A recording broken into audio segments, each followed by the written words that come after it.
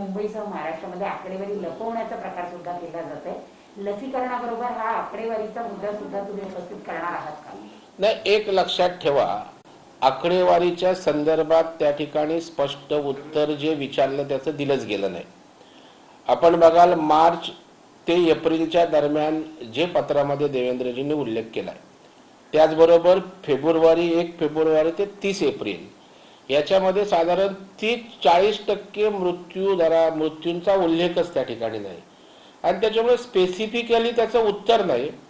प्रश्न आम्हाला उत्तर द्या नका देऊ, कारण महापौरांनी सांगितलं या ठिकाणी आम्हाला आकडेवारीत रस नाही, त्याच्यामुळे वेग उत्तर देऊन तो प्रश्न त्या ठिकाणी टाळला गेला। परंतु आज आमचा सगळ्यात महत्त्वाचा आहे, आकडेवारीचं उत्तर द्या नका देऊ त्याच्या मागची भावना आहे की आणखी त्या ठिकाणी कोरोना प्रादुर्भाव वाढता कामा नये, काळजी घ्या, हाच आहे।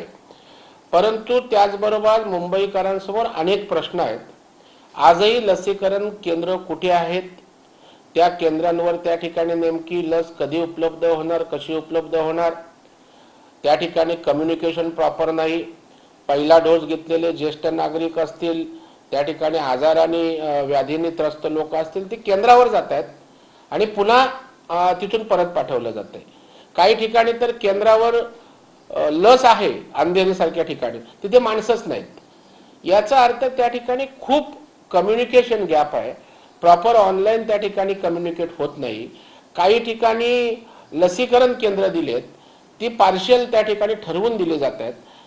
त्यामुळे मला वाटतं की ही लसीकरण केंद्र त्या ठिकाणी सरसकट चालू झाली पाहिजेत आणि मला वाटतं सरसकट मोफत लसीकरणाचा कार्यक्रम कसा राबवणार आहोत या संदर्भात आम्ही आयुक्तांना तपशीलवार विचारणार आहोत।